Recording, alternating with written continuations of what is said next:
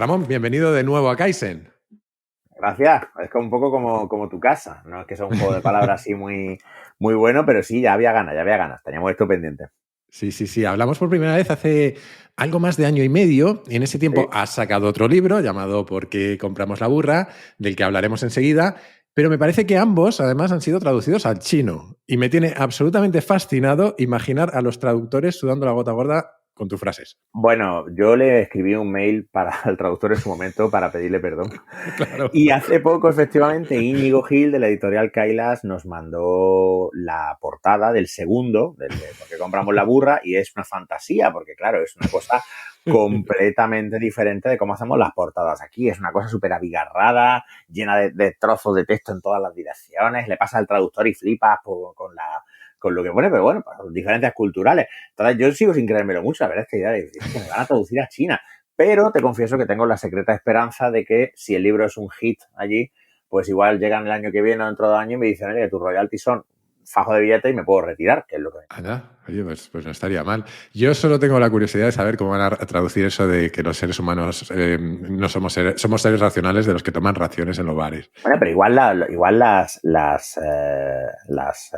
tapas en China tienen su equivalente. Yo no lo sé, yo no he estado nunca en China, no conozco la cultura allí como para opinar. Va a ser curioso. En fin, antes de meternos en harina, hablar de persuasión, quería hablar contigo de un par de cosas. La primera es una pregunta muy importante para mí. Creo que tú, como psicólogo y como padre de 2 niñas, puedes responderme mejor que nadie.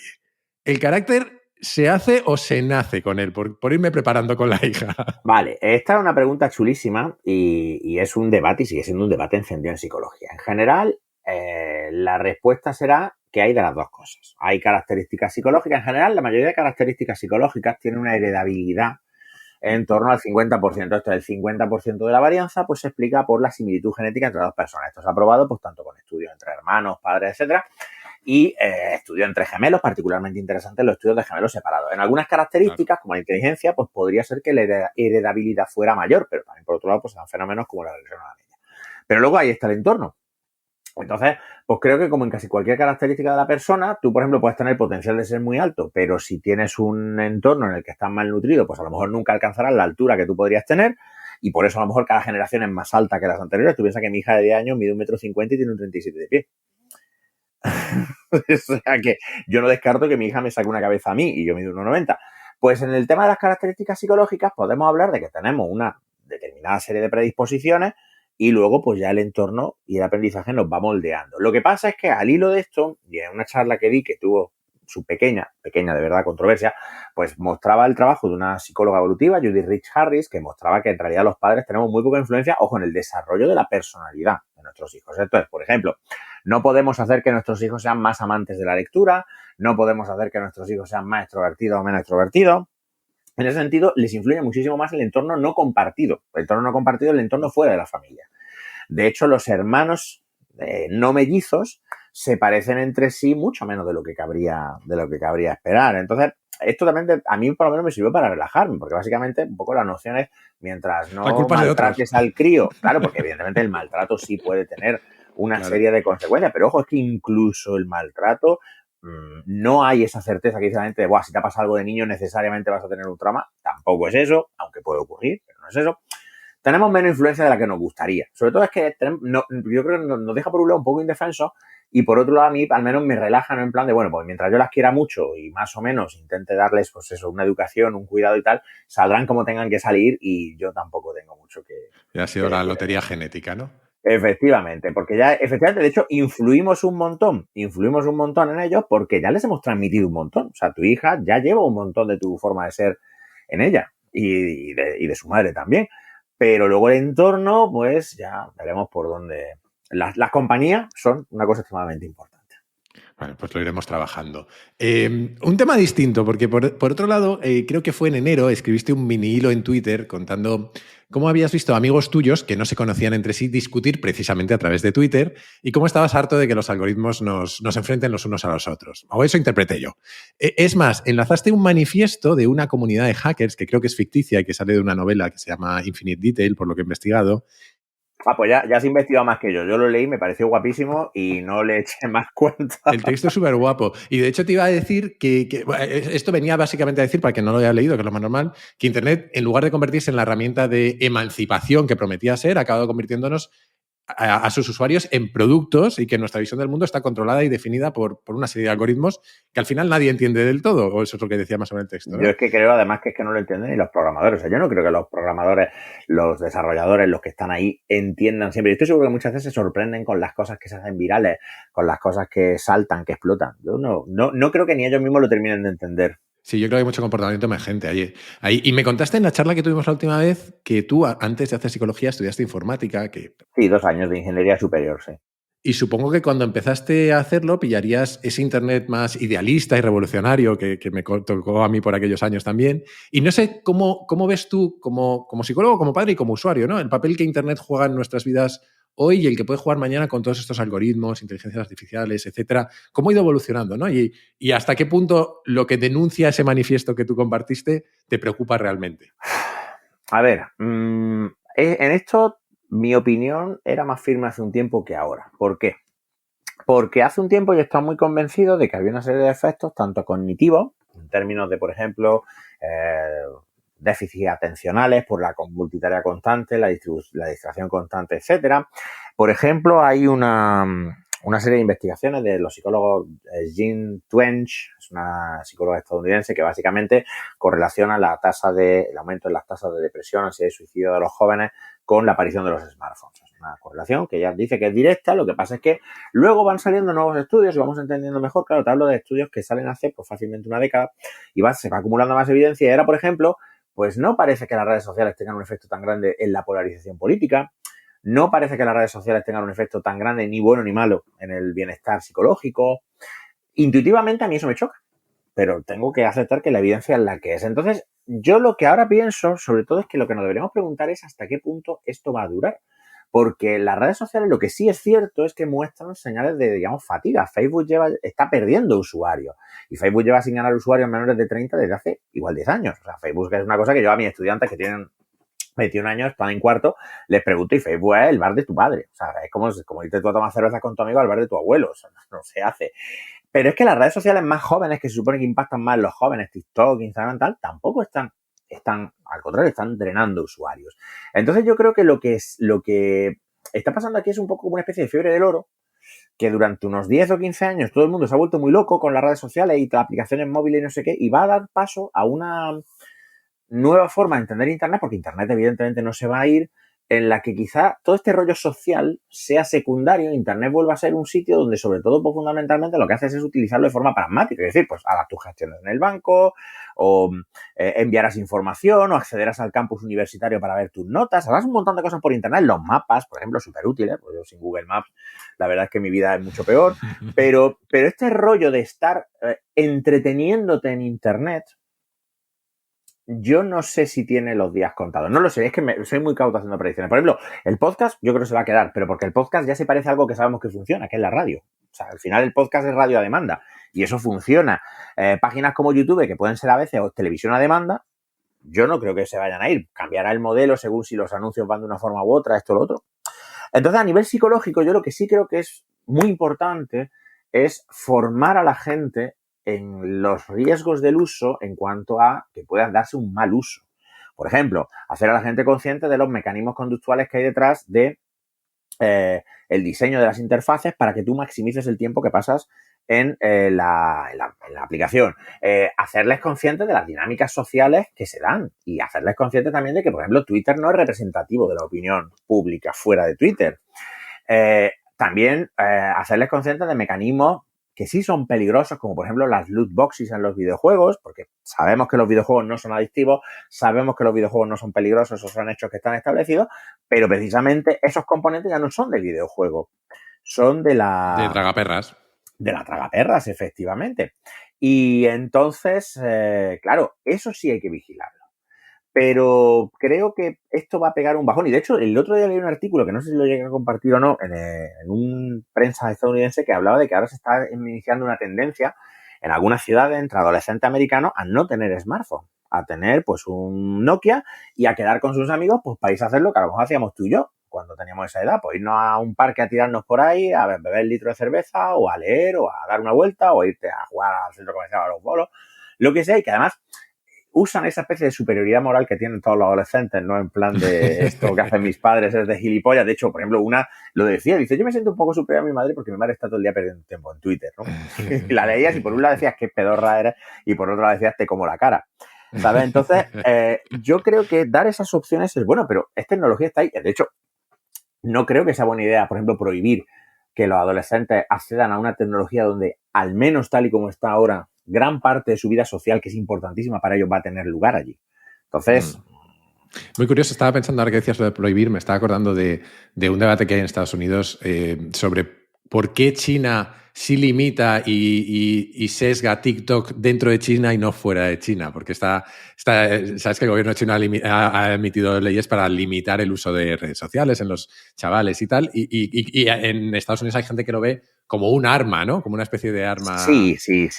A ver, es que en general, ya de entrada, hay una postura diferente respecto al uso de estas cosas en ciertos sitios allí que aquí. Y yo no lo digo por China, que yo no conozco, sino por Taiwán, porque es que resulta que da la casualidad, y esto aprovecho aquí para contártelo, porque esto es una cosa de la que sí tengo experiencia directa. Tenemos un convenio en una de las universidades donde yo trabajo con otra universidad taiwanesa, y entonces pues cada año vienen un grupo de estudiantes de intercambio. Entonces, en el primer semestre, en mi clase siempre hay un grupo de estudiantes de intercambio de Taiwán. Y una cosa que ahora ya no hacen, supongo porque se lo han ido contando, pero que el primer año que vinieron lo hacían, era que el primer día de clase entraban y me ponían el móvil encima de la mesa.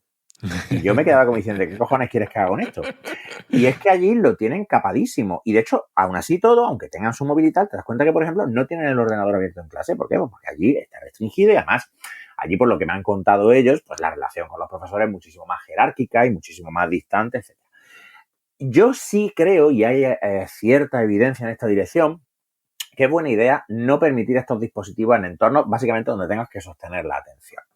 Entonces, yo creo que es buena idea que en las clases no haya ordenadores, no haya móviles, además de porque hay investigación que muestra que tomar notas a mano es mejor que tomarlas en el ordenador, pero eso, fíjate, muchos estudiantes míos ya lo hacen de motu propio y toman notas a mano, eso tampoco tal, sino por el hecho de eso, de tener un acceso ilimitado a un montón de distracciones potenciales, pero eso no es por el ordenador, eso es por cómo somos los humanos. O sea, es lo que decía Nireyal, la distracción no está en el dispositivo, está en ti, porque una vez que él hizo un retiro y se metió en un sitio sin móvil para centrarse y escribir, pues se distraía mirando los libros de la estantería. O sea, yo me distraía en clase y no tenía móvil. Es más eficaz enseñar a manejar estos comportamientos que echarle la culpa al dispositivo. No sé si me estoy explicando. Sí, no, y además creo que con la excusa del dispositivo puedes enseñar precisamente a manejar tu capacidad de atención, ¿no? A intentar Exacto. mantenerla con la excusa del dispositivo. Oye, te propongo que nos metamos ya en harina con Venga. por qué compramos la burra. El libro está dividido, si mal no recuerdo, en 3 partes, donde recorres los mecanismos, en una de ellas los mecanismos claves de la persuasión. Luego hablas de cómo predisponer a la persuasión, rebajando barreras y trabajando eso que Cialdini llamaba la persuasión, y finalmente te metes a diseccionar cómo funcionan las estafas y las mentiras, ¿no? Del primer tema yo he hablado bastante en el podcast, seguro que peor que tú, pero he contado bastantes de esas herramientas que tú mencionas, así que te propongo que nos sumerjamos sobre todo en las otras dos. Y si te parece, empecemos por las barreras. ¿Qué barreras tenemos que superar para persuadir a otros y cómo las vencemos, cómo las abordamos? Si yo tuviera que destacar dos, yo destacaría fundamentalmente, por un lado, la reactancia, y por otro lado, la distancia psicológica. Esto es un concepto un poco, este segundo es un poquito más difuso de lo que a mí me gustaría, pero bueno, Jonah Berger lo explica muy bien, y además lo explica muy bien con una investigación aplicada que trata sobre un tema que ahora mismo es muy candente, que es la modificación de la opinión pública en temas como, por ejemplo, los derechos LGTB, en este sentido, en el contexto estadounidense, y cómo modificar el parecer de gente que es profundamente homófoba y transfoba para que voten a favor de que se aprueben ciertas leyes en ciertos estados de Estados Unidos favorables a las personas LGTB. La reactancia, eso sí me parece un fenómeno fascinante, esto todos los que tenemos niños lo conocemos, pero que no es una cosa de niños. La reactancia es una reacción que tenemos cuando percibimos que nuestra capacidad de acción, nuestra libertad de acción se ve limitada. O sea, cuando a ti te dicen que algo no se puede hacer, te apetece el doble hacerlo. Esto, en realidad, si te fijas, de cajón. O sea, esto de lo prohibido atrae, pues es más viejo que el polvo. Pero la reactancia tiene una explicación que es muy interesante y que algunos psicólogos correlacionan con la aversión a la pérdida, que es un sesgo que todo el que estudia sobre sesgos le flipa porque es es uno de los fenómenos reyes, ¿no? El sesgo de confirmación, la aversión a la pérdida, el heurístico de disponibilidad, etcétera, y la disonancia cognitiva y todo esto. Entonces, la aversión a la pérdida lo que nos dice es que psicológicamente le damos mucho más peso o nos causa mucho más malestar la perspectiva de perder algo que el bienestar o el interés que nos causa la perspectiva de ganar algo. Y esto hasta ahora se aplicaba sobre todo a la toma de decisiones. En plan, pues si yo tengo que elegir entre no perder o ganar, siempre voy a preferir no perder que ganar. Vale. O sea, para explicar la aversión al riesgo. Pero es que pasa una cosa interesante. Cuando yo a ti te digo, Jaime, tú no puedes hacer esto, o Jaime, tienes que hacer esto por cojones, tú entras en un estado de aversión a la pérdida porque tú lo que percibes es que estás perdiendo opcionalidad. Estás perdiendo claro, opcionalidad, ¿no? Pero fíjate que esto ocurre incluso cuando yo te digo que tienes que hacer algo que tú querías hacer. Esto explica, por ejemplo, explica en parte por qué, por ejemplo, muchas veces cuando una persona tiene un hobby que le encanta y ese hobby se convierte en una profesión, se convierte en una mierda porque pierde la opcionalidad. Si yo soy una persona que, por ejemplo, pinta un cuadro cada día, había una chica que leí por ahí que pintaba un mini cuadro cada día y lo vendía en Etsy y estaba forrada. O sea, había ganado muchísimo dinero y al cabo de un tiempo lo dejó porque es que estaba hasta el coño. Porque claro, a ella lo que le gustaba era pintar sus cuadros, pues cuando a ella se le ponía en el alma y cuando no, pues no pintar. Y claro, de repente llega a decir, soy la tía que pinta un cuadro al día y tengo que pintar un cuadro cada día y que no le ocupaba todo el día ni mucho menos, que no es que estuviera esclavizada, pero bueno, pero ya lo tenía que hacer. Pues eso nos genera reactancia y la reactancia pues tenemos dos formas de manifestarla para salir de ese estado de aversión y evitar esa pérdida. Una es, pues, sudar olímpicamente la que nos dicen y otra es activamente entrar en el comportamiento opuesto. O sea, o bien no te hago caso, o bien me apetece el doble hacer lo que me estás prohibiendo hacer, o deja de apetecerme el doble hacer lo que tú me estás diciendo, aunque fuese una cosa que yo originalmente quería hacer. O sea, te imagínate que tú y yo todo el rollo este que se llamaba de la psicología inversa, ¿no? Efectivamente, pues este rollo de la psicología inversa va por ahí, pero es que pasa incluso con cosas agradables, que es decir, tú a lo mejor yo voy a ir a ver a Depeche Mode al Primavera Sound, y yo estoy muy emocionado y entonces me pongo a darte el coñazo, pero me pongo a darte el coñazo mal, no en plan de, tío, qué guapo, vamos a ir a ver a Depeche Mode, sino que te digo, tío, tienes que venir, no puedes fallar, asegúrate de que no tienes ningún compromiso, como tengas un compromiso de la carga, no sé qué, no sé cuánto, pues llega un momento en el que de repente tú vas a encontrarte con que decir, tío, es que igual no tengo tantas ganas ya de ir a ver a Depeche, ¿sabes? Porque de repente ya esto deja de ser una cosa guay que vamos a hacer, claro, a una obligación. La reactancia, por tanto, es muchas veces el obstáculo primero que encontramos en cualquier persuasión, porque básicamente lo que podemos decir es todos tenemos una tendencia innata a resistir ser persuadidos cuando nos damos cuenta de que nos están intentando persuadir, incluso cuando es bueno para nosotros. Y ahí entran, por ejemplo, la prevención del tabaquismo, la prevención de las conductas de riesgo conduciendo, que son cosas que tú racionalmente sabes que son buenas, pero si a ti te dicen que no puedes fumar, pues lo primero que te sale es ¿y por qué no puedo yo fumar no sé qué, no sé cuánto? Eso es lo que pasó, por ejemplo, cuando se prohibió fumar en los despachos y en los bares y la gente decía que iba a ser el fin de la hostelería, porque antes que quedarse sin fumar la gente no iba a los bares, que yo veía aquello en las noticias y me descojonaba, va a dejar de ir la gente a los bares, tú eres tonto, de verdad, o sea, bueno, el tiempo ha dado y ha quitado razones. Ese es el primer mecanismo y hay varias formas, si quieres podemos entrar en ellas, de intentar sortearlo, de intentar ponerle mantequilla a la cosa para que la persona no se oponga. El segundo es más difícil y es más sutil. Básicamente, la metáfora que utiliza el psicólogo Jonah Berger en un libro que se llama El Catalista, que es una de las fuentes que utilizo en el segundo libro, que además tiene gracia, ¿no? Porque una de las críticas que le han hecho al segundo libro, que es correcta y es creo que injusta, es joder, es que esto aquí está fusilado a media hora de Cialdini, no sé qué, no sé cuánto. Y digo, ya, pero es que en estos temas es que Cialdini es el que está y tienes que acabar citándolo y de hecho me hace gracia porque además en el libro hay varias cosas que yo explico que cuenta Cialdini para explicar que están mal. Por ejemplo, el caso de Kitty Genovese, Cialdini lo cuenta dándolo por bueno y es mentira. Y hay otras cosas que Cialdini cuenta en su libro En Persuasión, por ejemplo, el priming social, que la evidencia ha obligado a descartar y yo solo cuento y tal. O sea que luego también me da la sensación de que esas críticas pues no saben mucho por dónde les va el aire. Pero, ojo, que es verdad que sale Cialdini todo el puto rato porque no puede evitar hablar de Cialdini si está hablando de persuasión. En el caso de la metáfora esta que te digo, de la distancia psicológica, lo que dice Jonah Berger es que muchas veces, cuando tú imagínate, por ejemplo, un campo de fútbol americano y tú tienes unas porterías a cada lado. Pues, si tú estás en la línea de las 20 yardas y el otro está en la línea adyacente, que imaginemos que son las de las 30 yardas, porque yo en realidad no tengo ni puta idea de lo que estoy hablando. Yo tampoco. Vale, pues imagínate dos líneas adyacentes. Bueno, vamos a traernoslo al fútbol. Vamos a imaginar que tú estás a un lado. Venga, vamos a imaginarnos que tú estás a un lado de la línea de medio campo y yo estoy al otro lado de la línea de medio campo, ¿no? A lo mejor estamos a 1 metro.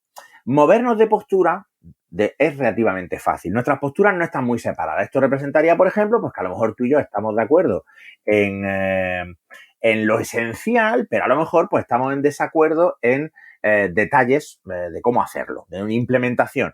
Pero también puede ser que tú y yo estemos cada uno en una portería. Entonces, lo que viene a decir Jonah Berger, entonces, para empezar, así, tal y como estamos, la persuasión es imposible. Entonces, nosotros, para poder conseguir aproximarnos a persuadir esto, lo primero que tenemos que hacer es reducir esta distancia psicológica. ¿Y cómo podemos reducir esta distancia psicológica? Pues aquí yo quiero contar esta historia que es preciosa de cómo un profesor universitario consigue desarrollar una campaña de puerta a puerta, de estas a las que tan aficionados son los americanos, para recabar votos en favor de una serie de, me sale en inglés, bills, una serie de medidas, de leyes. Propuestas de medidas. De propuestas de ley, efectivamente, que acaban llevando a que se aprueben ciertas leyes que son favorables o que son de ayuda para las personas pues LGTB en este caso, ¿no?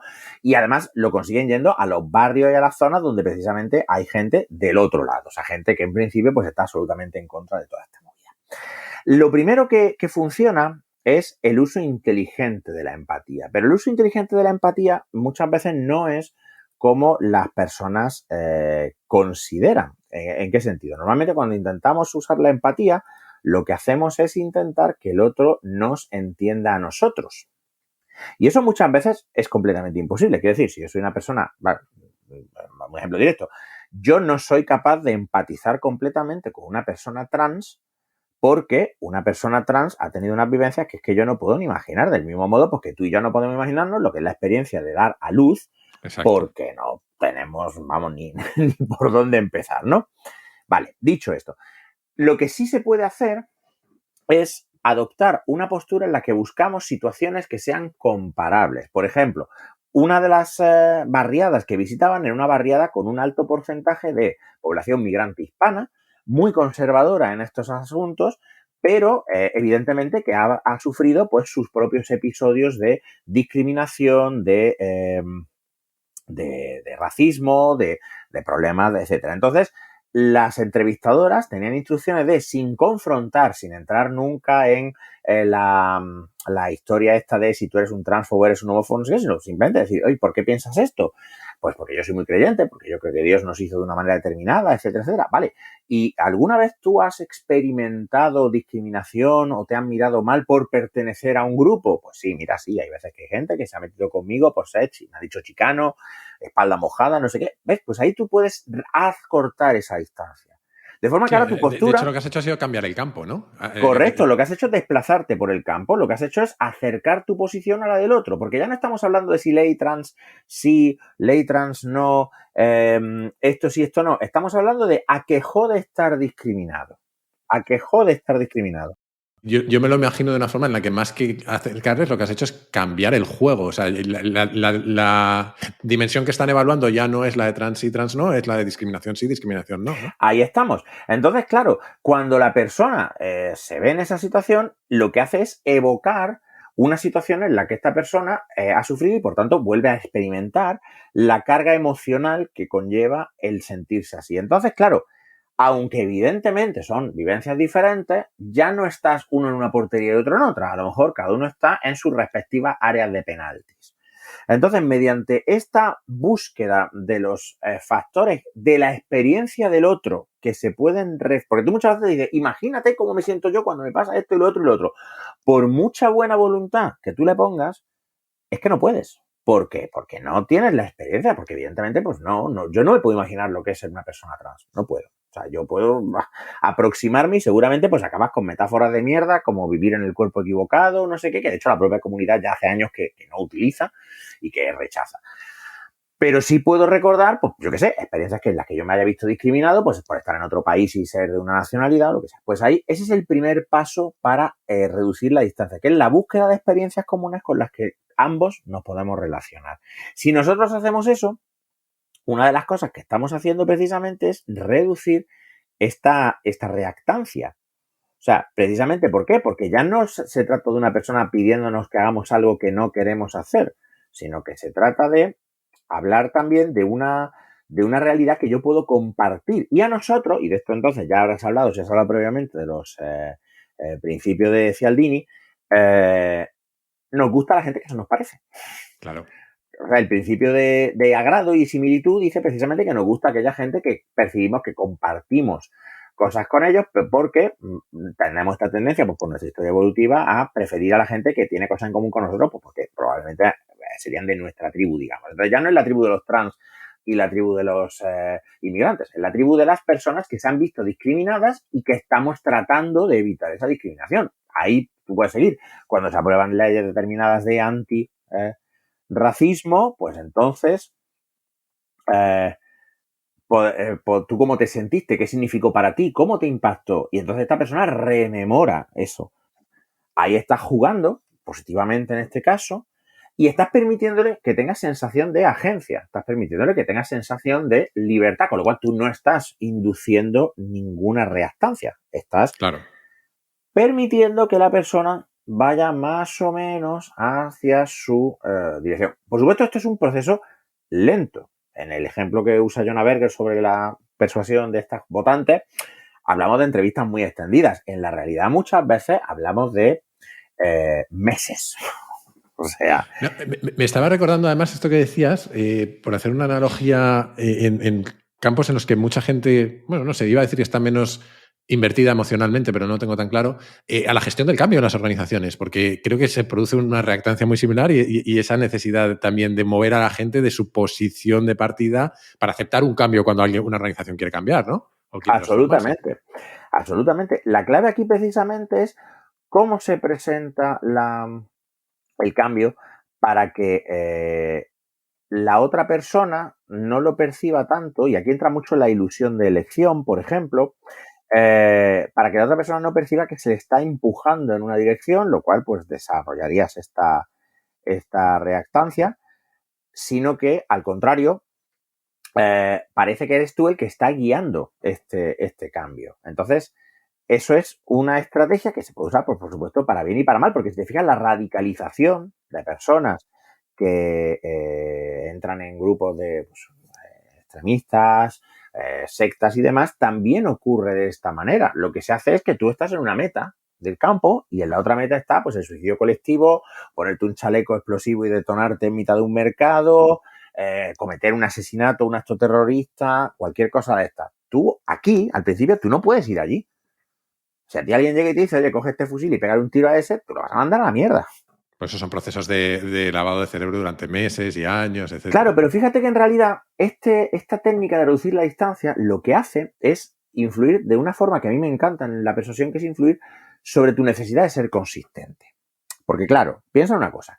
El principio de Cialdini de consistencia o compromiso o coherencia es quizá la traducción que más me gusta, dice que es mucho más probable que un mensaje persuasivo surta efecto cuando esa petición va en consonancia con nuestra propia imagen de nosotros mismos o con nuestra conducta previa.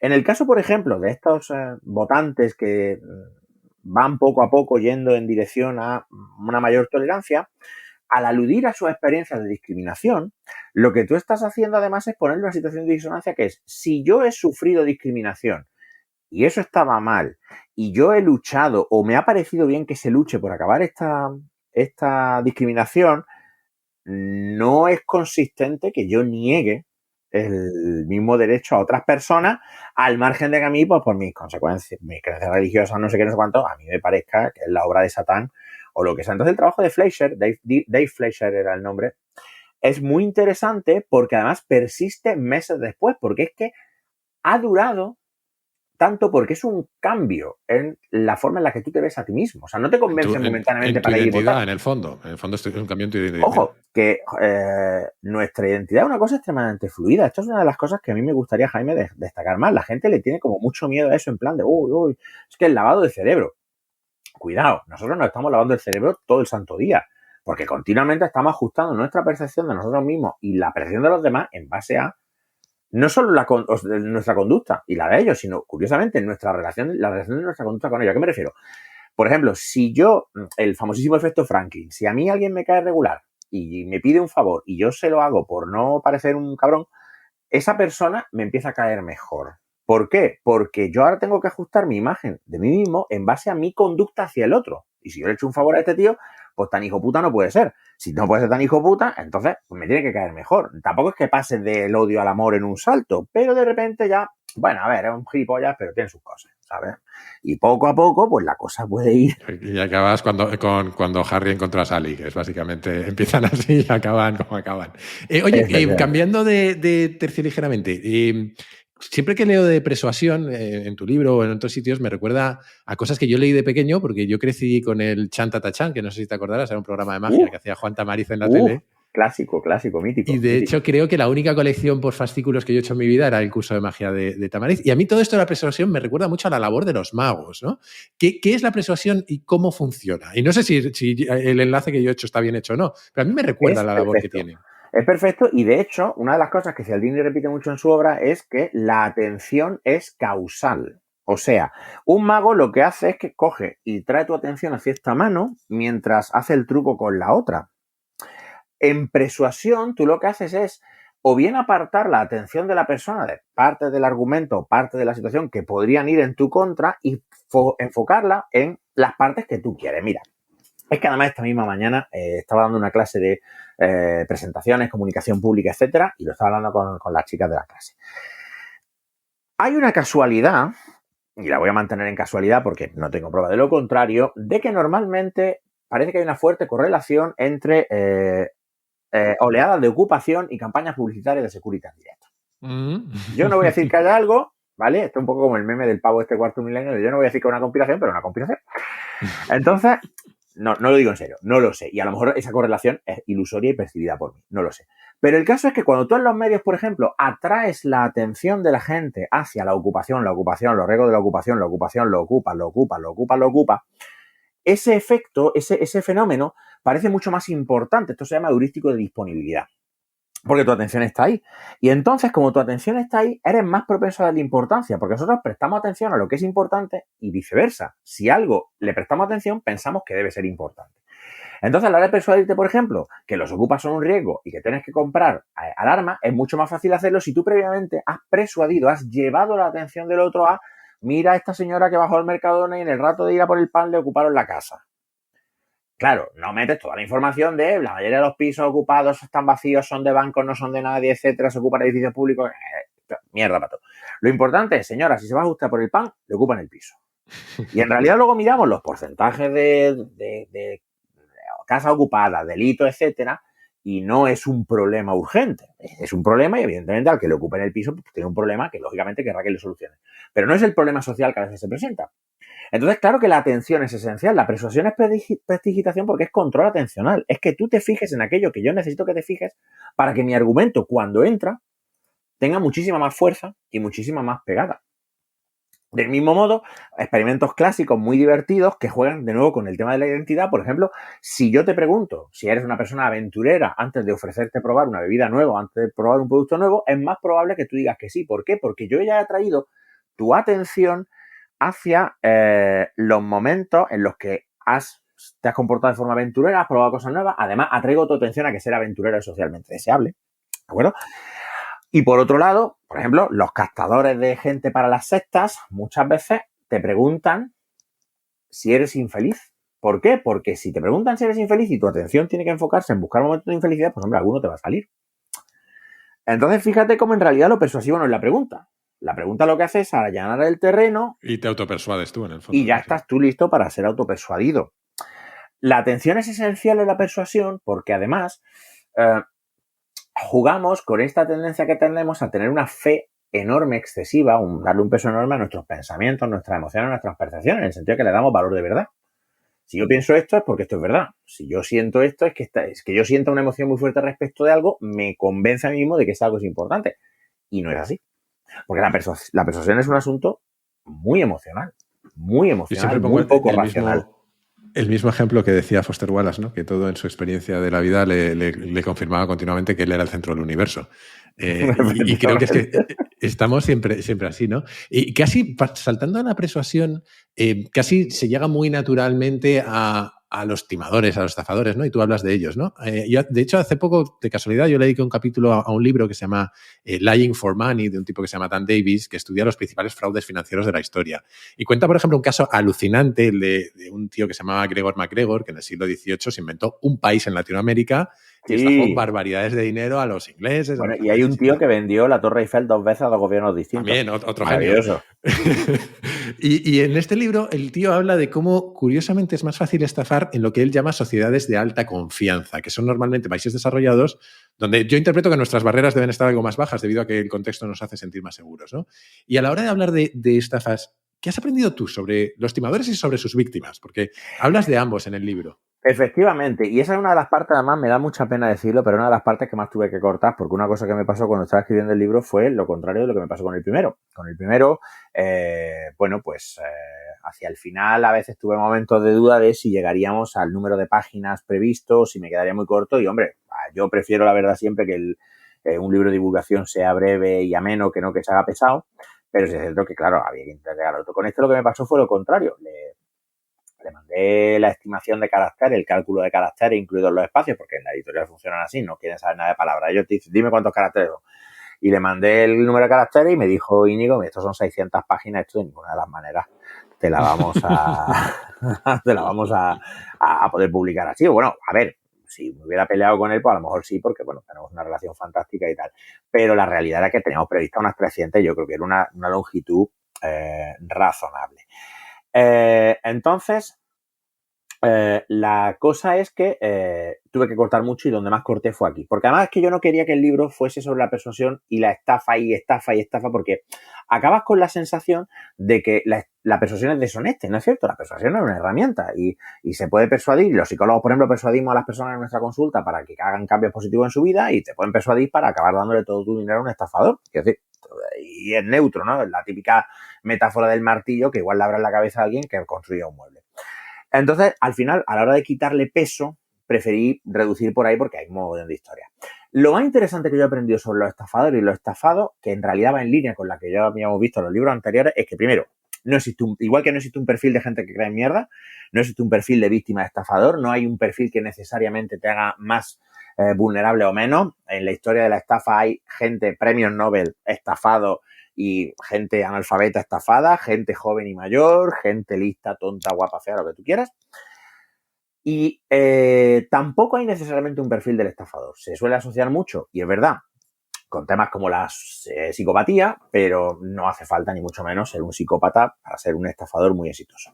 Y en segundo lugar, que los más vulnerables precisamente son, dentro de que no hay un perfil, por un lado, las personas que ya han sido estafadas una vez, cágate. Es jodido, o sea, es jodido. No, es muy jodido porque además pasan dos cosas. Esto ocurre porque en la mayoría de los casos la persona no reconoce haber sido estafada. Es que es muy chulo. La mayoría de las estafas no se llegan a denunciar ni reportar porque es que la persona no considera que ha sido estafada porque resuelve su disonancia cognitiva negando la estafa o bien no lo denuncian por vergüenza y por tal, pero sobre todo porque además son más vulnerables porque piensan eso de a mí ya no me la vuelves a dar. O sea, incluso aquellos que reconocen haber sido estafados dicen a mí ya me la vuelves a dar. Y el otro colectivo más vulnerable son los estafadores. Y de hecho hay una subespecie, un subtipo de estafadores que se especializa en pelar estafadores justamente porque son gente que dice, bueno, si yo me dedico a esto, a mí no me la va a meter doble a nadie. De hecho, hace poco a un timador, no sé si era de Tinder, al timador del Tinder, una chica le peló 6.000 euros por Instagram con historias falsas a un señor que se ha hecho famosísimo con el tema de las estafas. Pues una chiquilla por Instagram, mamoneando con él y tal, le timó 6.000 pavos o una cosa así por Instagram. O sea, es una cosa como muy loca. Y otra cosa también interesante, y que es una de las cosas, sí, mira, es que justo estaba buscándolo, noticia de 9 de marzo del 2022, El Mundo, el estafador de Tinder, estafado en Instagram, Simón Leviev cayó hace unos días en un engaño que le costó $6.000, no 6.000 euros. O sea, que fíjate. Bueno, eso que dice el refranero de quien roba a un ladrón, 100 años de perdón, ¿no? Sí. Pues pagó 6.000 euros el gilipollas, $6.000 para verificar su cuenta y la de su novia. Páginas que tienen más seguidores que el copón. Pues una chica le dijo que su novio trabajaba en Meta, que le podía ayudar a verificar el Instagram y borrar los perfiles que se hacen pasar por él en Instagram. Hizo varias videollamadas fingiendo que estaba en las oficinas de Meta, de Facebook, y le entregó un enlace para pedir dos pagos de $3.000. Ya ves tú. Y entonces, pues dice, días después de ver que su cuenta no tenía el icono de verificado, pues Simón empezó a sospechar que pasaba algo. Lo mismo. Y sigue con la cuenta. Y en aquel momento, en el momento de la noticia, seguía sin verificarse. O sea, pero fíjate, hablamos de un señor que es, vamos, le han hecho una serie, o sea, es un estafador famoso e importante. Por otro lado, la otra cosa que me parece interesante y que quiero que tengamos presente, y es la pelea con el título del libro. Cuando yo pensé en el libro por primera vez, y de hecho creo que en algunas páginas web se puso el título provisional y no se cambió y está ahí erróneo, se iba a llamar ¿Por qué no la meten doblada? Pero lo que te decía, no quería que el libro pareciese que es todo persuasión igual a engaño, porque no es verdad. Y es que además, investigando, me di cuenta de que una cosa que pasa es que un componente importante de la persuasión, y más cierto todavía y más importante aún en la estafa, es que queremos ser persuadidos, queremos muchas veces ser estafados. Muchísimas de las estafas funcionan porque apelan a cosas que la gente quiere. Por ejemplo, muchas veces las estafas se basan en negocios deshonestos. Muchas veces las estafas se basan en ofrecerle a una persona, pues como en el caso del Fórum Filatélico, unas rentabilidades y unos beneficios que no son posibles de alcanzar de ninguna manera de forma honesta.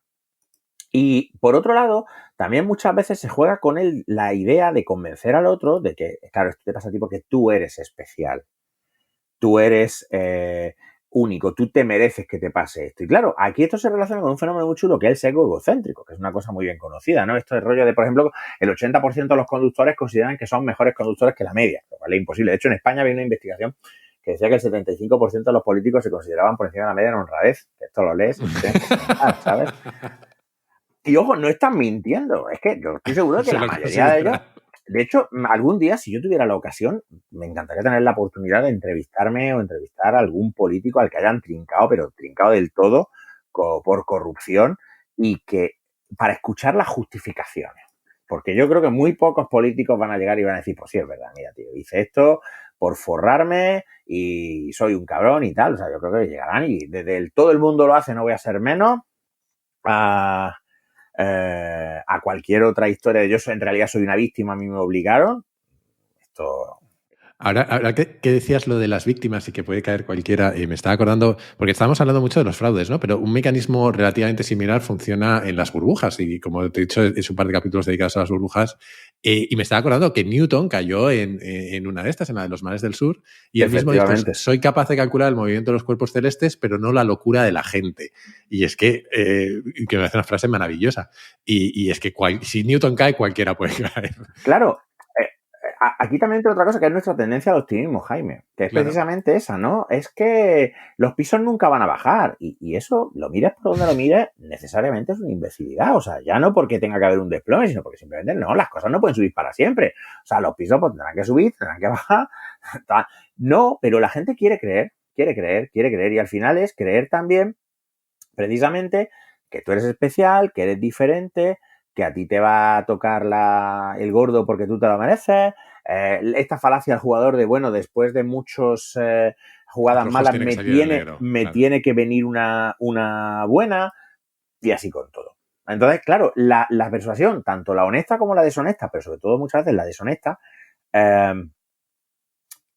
funciona porque queremos comprar esa burra. Entonces, claro, por eso parte del libro se dedica a analizar por qué compramos la burra, por qué compramos esas burras. No sé si habrás leído un ensayo de Sam Harris que se llama Mentir. Sí. A mí me pareció interesante como ejercicio intelectual, pero imposible llevar a la práctica. Y él viene a decir que no hay que mentir nunca bajo ningún concepto. Y tú hablas de la mentira en el libro, de por qué mentimos y por qué nos cuesta detectarlas. Y supongo que es un tema, imagino, también habitual en terapia. ¿Qué papel juega la mentira en nuestras vidas? ¿Debemos evitarla? La mentira juega un papel enorme y, afortunadamente, en muchos casos no muy sustancial. O sea, ¿a qué me refiero con esto? Pues a que mentimos un montón. Lo que pasa es que la gran mayoría de las mentiras no tienen consecuencias importantes o se hacen con una motivación que podemos describir como no necesariamente, bueno, no noble, pero tampoco malvada. Quiero decir, hay estudios que calculan un cierto número de mentiras diarias que contamos, hay algunos que más, otros que menos, ¿no? Yo he llegado a leer cosas como que en una conversación de 10 minutos mentimos 6 veces. Pero sí es cierto que donde hay bastante acuerdo es que la gran mayoría de las veces cuando mentimos normalmente son mentiras de las que aquí habitualmente se llaman piadosas, y normalmente suelen ser o bien para no herir los sentimientos del otro. ¿Esto me queda bien? Sí. ¿Por qué? Pues porque, bueno, porque es una forma de no dañar la relación, donde una excesiva honestidad pues a lo mejor sería contraproducente, ¿no? Y luego, otras veces, pues por evitarse pequeños inconvenientes. ¿Has fregado los platos? Sí, sí, sí, sí, sí. ¿Por qué? Porque no quieres que te echen un chorreo en el momento por no haber fregado los platos. Que sí, que luego, a medio o largo plazo, se va a ver que no has fregado los platos y la vas a cagar igualmente. La vas a cagar, de hecho, el doble, nada más que por haber mentido. Pero muchas veces esto ya no es solo cosa de la persuasión, sino que tiene que ver ya con nuestro comportamiento humano. Muchas veces la evitación de ciertos pequeños malestares nos puede llevar a malestares mayores a medio o largo plazo. De hecho, muchos problemas psicológicos a menudo se conceptualizan como problemas de evitación. Problemas de evitación. Entonces, mentimos mucho y en la gran mayoría de los casos mentimos por razones que no necesariamente tienen que ser malignas. Lo que pasa es que, claro, mentimos mucho porque somos muy confiados, pero es que ser confiado es bueno. Tú antes decías una cosa, que era que hay países con una mayor confianza en sí mismos que otros. Pero confianza en sí mismos no. Confianza que entre existe sí. más confianza en la sociedad. Exacto. La sociedad confía más, pero es que resulta que ese indicador correlaciona positivamente con un montón de cosas muy buenas. Con Los crecimiento países económico, donde sin ir más lejos. la gente efectivamente confía mucho entre ellos, son países que tienden a ser más ricos, suelen ser más prósperos, suelen ser menos violentos, suelen etcétera. Además, la desconfianza continua evidentemente es estresante, es una ansiedad constante, no es una buena manera de vivir. Entonces, además, la mayoría de personas somos fáciles de engañar porque además de que no tenemos ni idea de cómo funciona el tema de detectar mentiras, viene también dado por el hecho de que es que en general confiar es una buena estrategia, porque es que la mayoría de la gente no te va a engañar o te va a engañar en cosas de poca consecuencia. Entonces, claro, en general ir confiado por la vida suele tener muchísimas más ventajas que inconvenientes porque te puede poner en contacto con muchas más recompensas, muchos más reforzadores y muchas más interacciones positivas. Por supuesto, que hay gente que le han hecho mucho daño y a raíz de eso pues, se vuelve más desconfiada. Pues sí, pero de hecho fíjate que en muchos casos esas personas pues suelen experimentar un malestar continuo muy grande a raíz de eso. Entonces, en general la confianza es buena. Y luego también está el hecho de que sobre la mentira circulan muchísimas ideas falsas, ¿no? Por ejemplo, pues la importancia del lenguaje no verbal. Eso no hay absolutamente ningún método de no verbal. De hecho, a Paul Ekman, el famoso Paul Ekman, el legendario psicólogo estudioso de las expresiones faciales, que de hecho le dedicaron una serie, la de Lie to Me, esta que salía Tim Roth, que era Paul Ekman con el nombre borrado y escrito encima con cera, desarrolló un método supuestamente para detectar la mentira estudiando las microexpresiones faciales y ese método no ha conseguido reunir evidencia empírica de su utilidad. Es más, en el primer libro, de hecho, no necesariamente en el segundo, en el primero habló también de un método que utilizaban los policías americanos, que sacado de un consultor formador de estos que no tiene ni puta idea de psicología ni de nada, que básicamente lo que hacía era inducir a la gente a dar las señales asociadas con la mentira, de forma que eso es lo que servía para convencer a los detectives de que el tío estaba mintiendo y era un criminal, con lo cual mucha gente ha acabado confesando bajo esa presión cosas que no ha realizado simplemente porque en un momento dado pues se comportó de una forma que dice, estos signos de ansiedad, por ejemplo, muestran que miente. Bueno, pero es que ser interrogado produce ansiedad. O sea, no hay... Antes, nos vamos aproximando hacia el final, pero antes de terminar, quería aprovechar que te tengo por aquí para preguntarte un par de temas que no están relacionados con el libro, pero sobre los que sé que has hablado o dado alguna charla al respecto.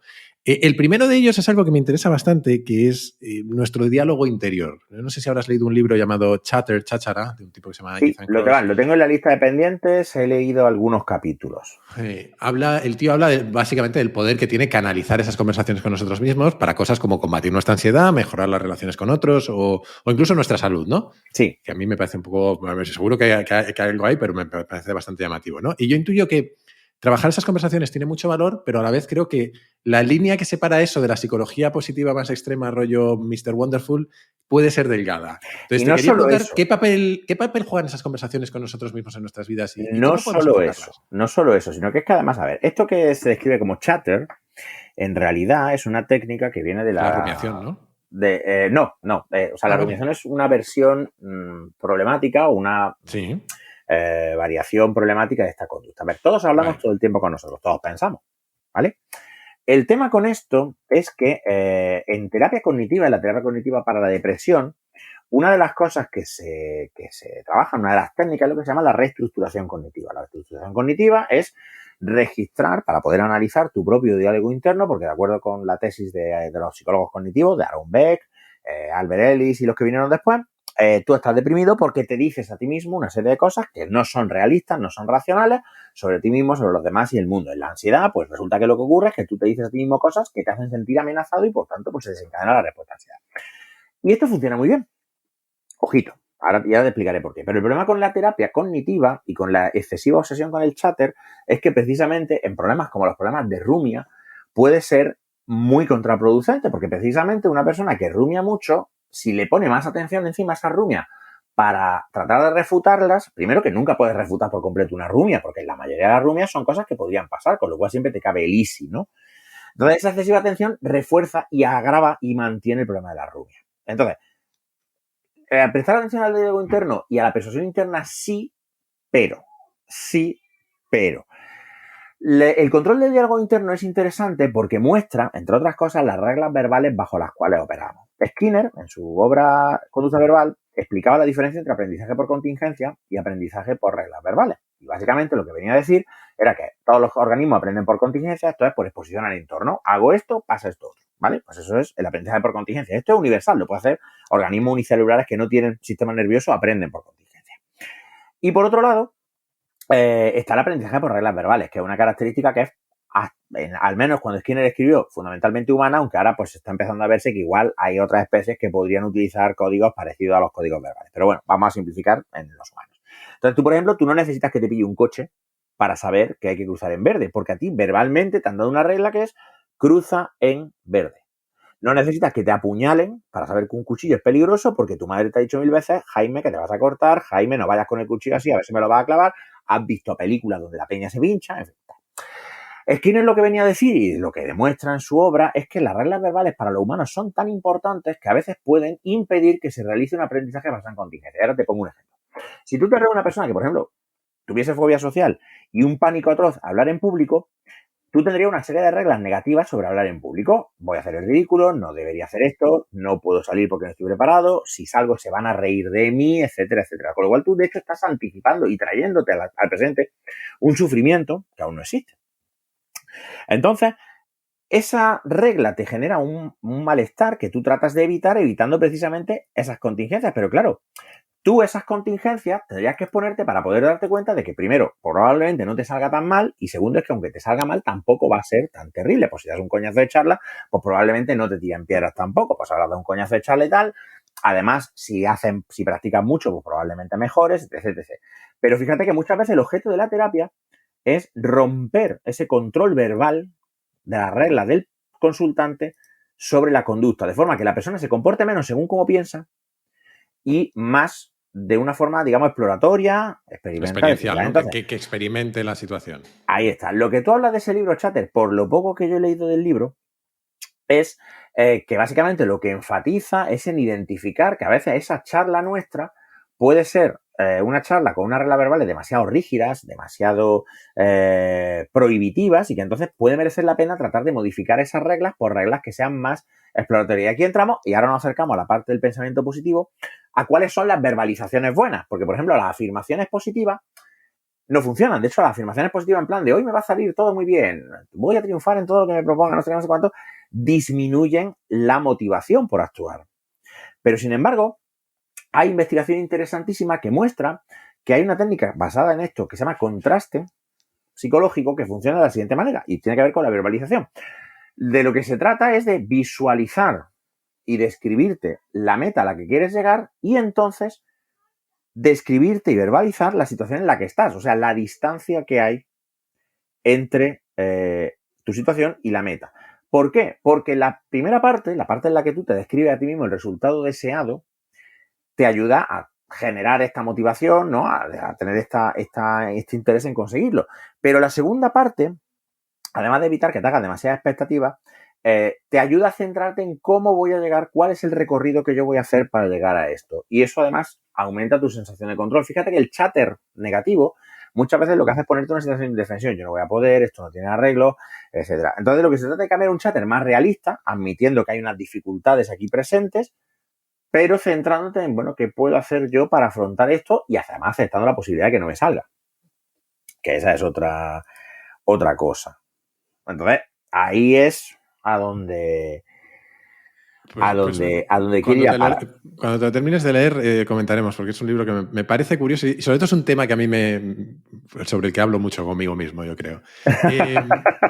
La última vez que hablamos, te lancé una pregunta sobre un tema que me obsesionaba y sobre el que he acabado escribiendo un libro, de hecho, El libro, de forma provocadora, se ha acabado llamando La realidad no existe, porque al final el marketing también es importante, pero como comentamos en su día, yo sí creo que hay una realidad objetiva y pienso que hacemos en general un buen trabajo interpretándola, que es un poco lo que hablamos tú y yo ese día.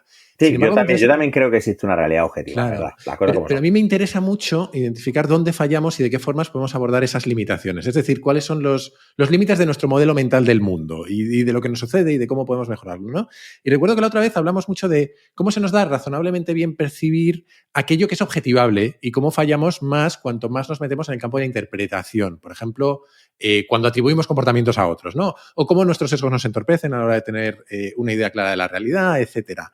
Así que la pregunta, que lo mismo es un poco rara, supongo que sería, sabiendo lo que sabes sobre por qué creemos en mierdas o por qué compramos burras, ¿qué estrategia seguirías tú para mejorar tu modelo mental del mundo? Es decir, a la hora de formarte una opinión sobre un tema o de tomar una decisión, ¿cómo crees que puedes tener la visión más objetiva posible, más cercana a esa realidad objetiva? Pues mira, es una pregunta gigante, lo sé, pero... Sí, pero esta es una pregunta que por uno de estos azares de la vida me encuentro en disposición de responder con lo que yo intentaría hacer, que no necesariamente es lo que hago siempre, ni es necesariamente lo que me sale. O sea, dicho todo esto. ¿Vale? O sea, entonces, disclaimer, efectivamente. Sí, porque además creo que es muy importante en esto bajarse del peldaño. Y tal.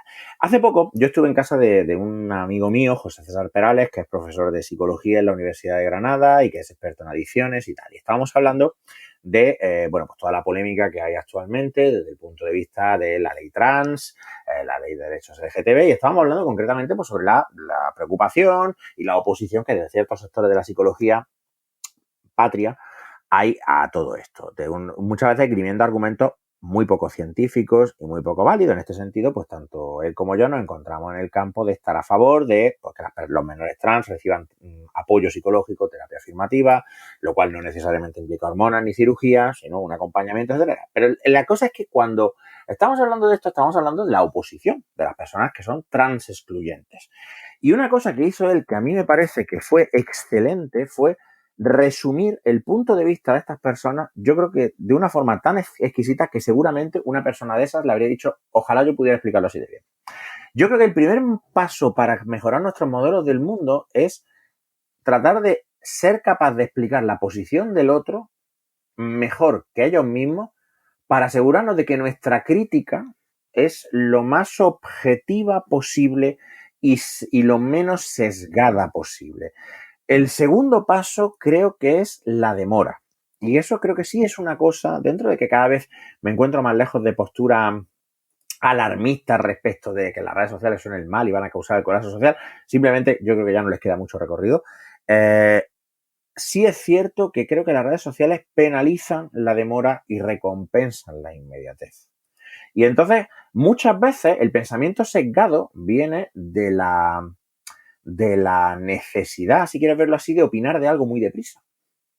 El clickbait, las noticias falsas se esparcen precisamente porque esa énfasis en la emocionalidad hace que nosotros no nos paremos a pensar en cosas que efectivamente si te paras un momento y te lees el artículo en vez del titular o si te paras un momento a pensar en lo que dice el titular no tiene ningún sentido, ¿no? Es como el bulo que acaba de salir ahora de que Podemos acaba de legalizar la zoofilia. Y dices tú, pero vamos a poco que te pares a pensarlo, pues no puede tener mucho recorrido, ¿no? Entonces, la segunda norma es no decidas nada inmediatamente. Si algo, sobre todo, si algo te causa una reacción emocional fuerte, si algo te gusta mucho, probablemente sea dudoso. O sea, yo cuando una noticia o una información va mucho en la línea de lo que yo quiero creer y noto que me elicita una reacción emocional de esto me gusta mucho, cada vez más intento, no siempre me sale, nuevo disclaimer, ponerlo en barbecho, leérmelo con calma. Mira, por ejemplo, hoy he leído, hablando de este mismo tema, una noticia en el diario.es que dice la ONU alaba y apoya a la ley trans y la ley del siglo sí es sí de Irene Montero. Y la reacción es decir, hostia. ¿Por qué? Pues porque son unas leyes en cuyo principio, no necesariamente su ejecución, pero sí en su principio estoy de acuerdo. Pero efectivamente yo noto esta subidón y digo, ojo, vamos a leer. Y resulta que no es la ONU, es un comité de la ONU, ¿no? Que es independiente de la ONU, lo cual quiere decir que eso sí, que es un comité de expertos y que su opinión, por tanto, pues puede ser valorable, pero no es la opinión oficial de la ONU. La ONU no ha llegado y ha dicho, toma, pum, mi foca de aprobación. No, eso no es así.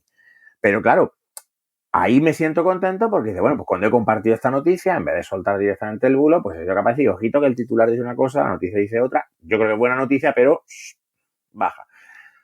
Entonces, el tema de entender primero la postura del otro también, y además entender la postura del otro, no lo que te han contado que es la postura del otro. Esto fue para mí uno de los choques más grandes de mi conversación con David Saavedra, este chico que ha estado un poco en el programa de Évole y en otros programas por haber sido ex-nazi, que una de las cosas que le sacó del nazismo fue cuando un amigo suyo consiguió convencerle de que leyese a filósofos marxistas.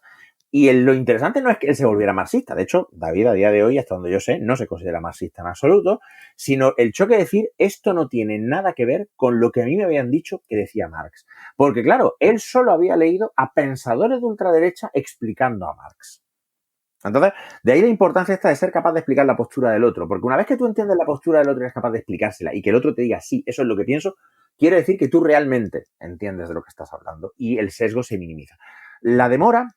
Y en tercer lugar, yo creo que el siguiente modelo que mejor funciona es el registro. Es una cosa que decía Kahneman, que era, ¿por qué no mantienes un diario de decisiones? Sí. O sea, anotas las decisiones que vas tomando, anotas las predicciones que vas haciendo y vas viendo a ver qué te parecen. Y en muchos casos te sorprenderá, a veces para bien, acierto más de lo que pensaba, a veces para mal, pues la cago mucho más de lo que pensaba.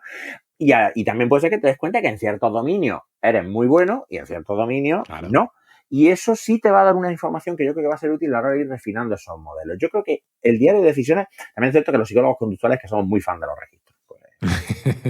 No, pero mira, por apuntar 3 cositas rápidas de lo que has dicho, porque además estoy súper de acuerdo. De lo primero que decías, ¿no? Que eso lo dice mucho Charlie Munger, ¿no? Lo de ser capaz de defender la posición de quien no piensa como tú mejor que él, ¿no? Que de hecho los americanos lo llaman esto, lo han convertido en un verbo que es como to steel man something, es decir, como hacer el hombre de acero de algo en lugar del hombre de paja, ¿no? Por contra del weak manning, que es coger al más tonto de la otra posición y pretender que eso sea tal. Sí. Tal cual. Luego me has recordado, cuando hablabas de cómo me siento ante una noticia, hay un libro de un tipo que se llama Tim Harford, que es un economista... El economista camuflado, ese lo leí. Sí, pues ha sacado a uno ahora que se llama How to Make the World Add Up y luego tiene un podcast que está muy bien, que es Cautionary Tales, y siempre vuelve a lo mismo. Dice, ante una estadística, porque él habla mucho de cómo interpretar los números, ante una estadística lo primero que te tienes que preguntar es cómo te hace sentir. Lo que decías tú, si te elicita una sensación, ponla en cuarentena, ¿no?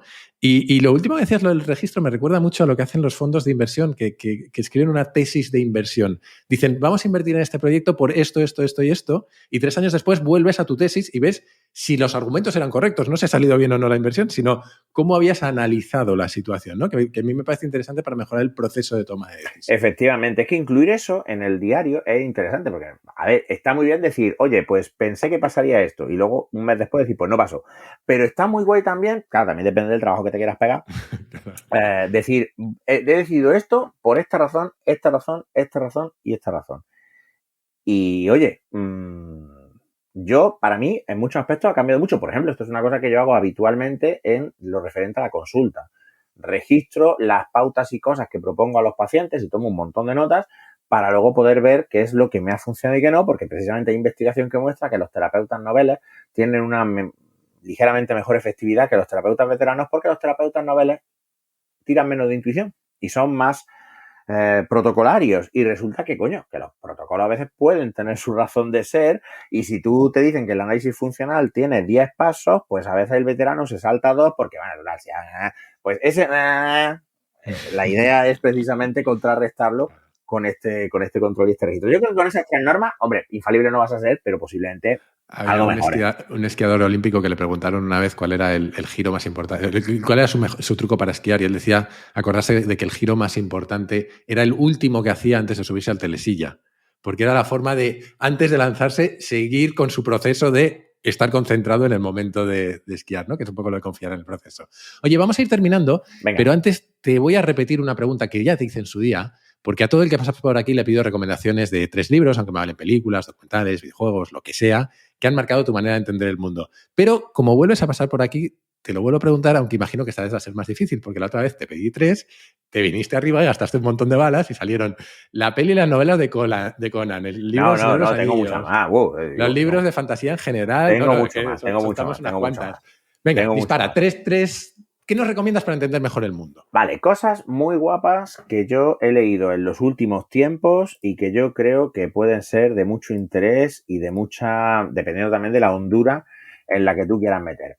Cognitive Gadgets de Cecilia Hayes es una de las mejores psicólogas cognitivas que hay, y ese libro en el que, bueno, pues trata de explicar cómo hemos ido desarrollando diferentes capacidades psicológicas y cómo funcionan, es una pasada. Puestos a ir al otro campo y meternos en otras honduras, y además se puede encontrar gratuitamente en la página de Interbehavior, El mito de la mente de Noel Smith, que es una crítica precisamente a la psicología cognitiva, al dualismo que a veces, de la que a veces se le acusa, etcétera. Eso, el tocante a la psicología, es así de lo más molón que he leído últimamente.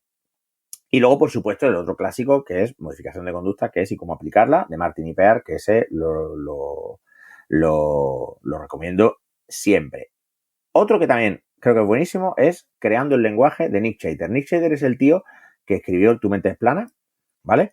Y ese libro, no quiero hacer mucho spoiler, ¿vale? Que tiene cojones que es un libro de divulgación, un libro técnico, pero básicamente es cómo adquirimos el lenguaje, cómo nuestro cerebro moldea el lenguaje, cómo el lenguaje puede moldear nuestro cerebro, cómo el lenguaje evoluciona, ¿vale? Y cómo se procesa el lenguaje mientras lo estamos creando, y creo que al hilo de lo que decías de Chatter, va a cambiar tu manera en la que miras cómo piensas.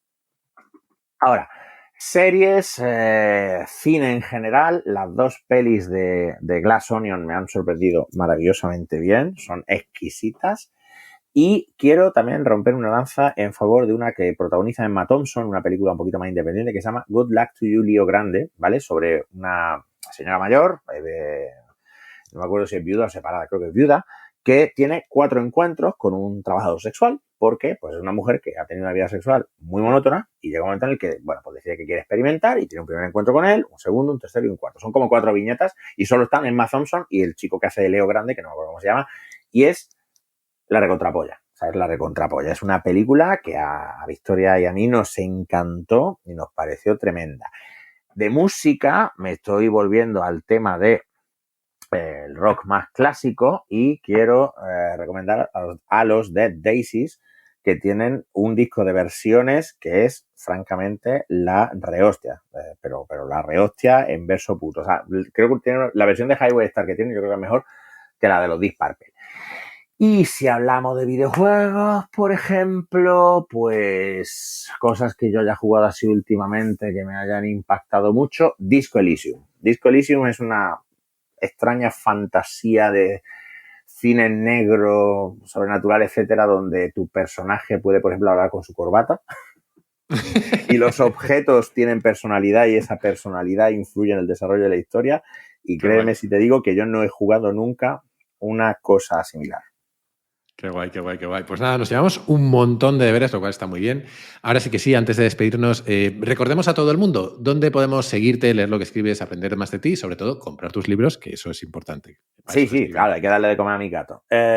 Yo me muevo pues, bastante por redes sociales, aunque cada vez creo que un poco menos, porque noto ya un cierto cansancio, especialmente por Twitter, sobre todo ahora que han hecho estos cambios en la interfaz, a mí cada vez me da más pereza porque esto de los dos timelines no tiene puto sentido. Mi página web es Eco de Confirmación y ahí tengo un blog que mantengo de forma bastante irregular, pero bueno, voy contando, voy poniendo los vídeos de las charlas que voy dando, voy anunciando cuando voy a dar una charla, a veces con más antelación, a veces a todo lo pasado porque soy lo peor en el tema del marketing online. Y además ahí hay un formulario de contacto, o sea que si alguien me quiere preguntar algo, me quiere escribir o lo que sea, pues se puede hacer por ahí. Pero yo diría que fundamentalmente Twitter y el blog, porque las cuentas de Instagram y Facebook son quizá un poquito más personales, no las uso tanto para divulgación, etc. Pero bueno, que también se me puede encontrar con mi nombre en Facebook y con mi nombre en Instagram, quiero decir que no uso seudónimo. Y mides 1,90, o sea que te verán por la calle también. Sí, además, de hecho, hace poco estuve en Zaragoza en una charla y con cada uno de los organizadores que me encontré, lo primero que me dijeron todos fue, coño, qué grande eres, coño, qué grande eres, coño, qué grande eres. Bueno, no sé. En fin. Ay, por cierto, tengo dos amigas muy queridas de aquí de Barcelona, lo digo porque quiero que constancia grabado de esto, que querían que virtualmente te tirara sus bragas a la cara porque son muy fans tuyas, ¿vale? No voy a decir nombres ni nada por si quieren permanecer en el economato, y un gesto más simbólico que otra cosa, pero bueno, que sepas que te acaban de salir 2 bragas así a través del monitor, ¿vale? Y si luego tienes curiosidad, te digo los nombres. Muy agradecido, muy agradecido. Estas cosas me dan mucho pudor, pero muy agradecido. Sí. Pero es que la otra vez que me entrevisté contigo, Dime. me dijeron, ¿has estado con Jaime y no le has tirado las bragas de mi parte? Y diciendo, bueno, pero es que está en mi casa y está en Madrid, ¿qué cojones quiere que le tire? Y dice, bueno, pues virtual. Y nada, pues estas amigas te envían sus bragas cordialmente.